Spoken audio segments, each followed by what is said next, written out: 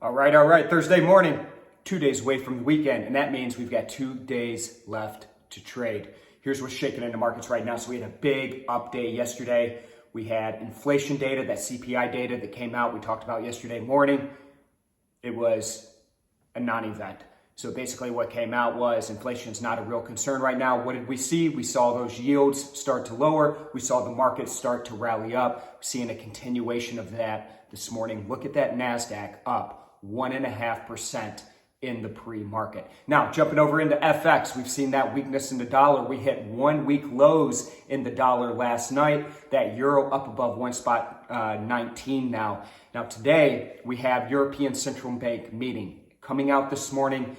We'll see what they have to say around rising bond yields in their world and anything they may do to rein that back in. So keep your eyes posted on that and any impact it could have on the euro as a result. Again, next Tuesday, we have our virtual educational event, How to Day Trade at Nadex. Sign up for it today. It's free, Tuesday, 11 a.m. We'll see you there. Everybody have a great day. I'll check in with you again tomorrow.